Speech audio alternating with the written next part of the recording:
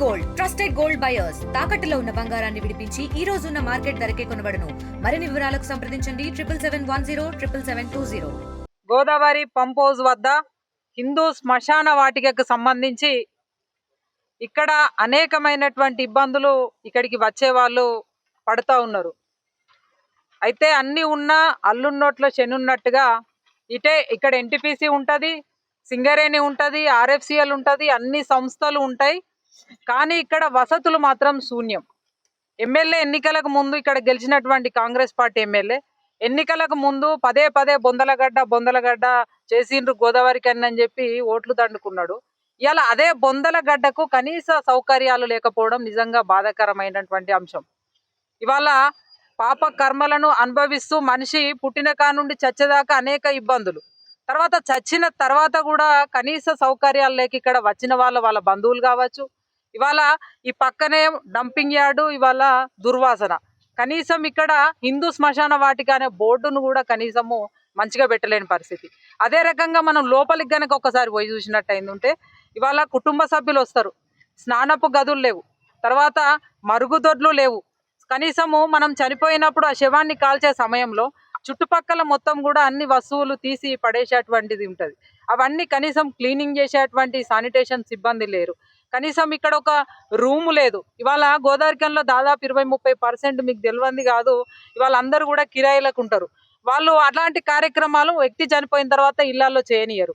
మరి ఇక్కడికి వచ్చి కర్మకాండాలు చేద్దామంటే కనీసం ఇక్కడ గదులు లేవు.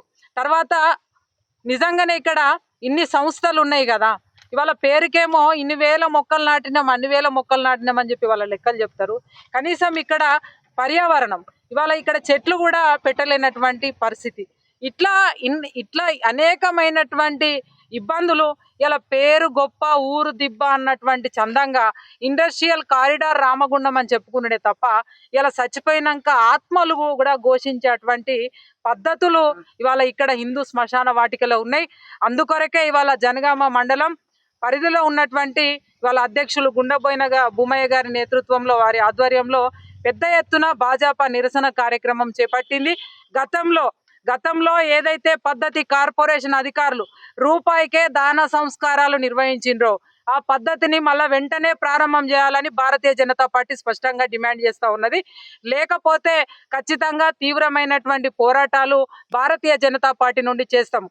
ఎందుకంటే ఇవాళ వ్యక్తి చనిపోయినాక చావుకేడ్చుడా పైసకేడ్చుడా అనేటువంటి చందంగా గోదావరికంలో తయారైంది.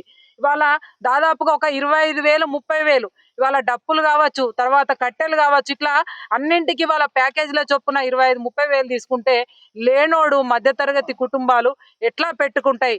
కాబట్టి ఎమ్మెల్యే గారు జర దేకో ఇటు చూడండి, మీరు కూల్చుడు కాదు మీ పని, నిర్మాణం చేసేటువంటి పని చేయండి.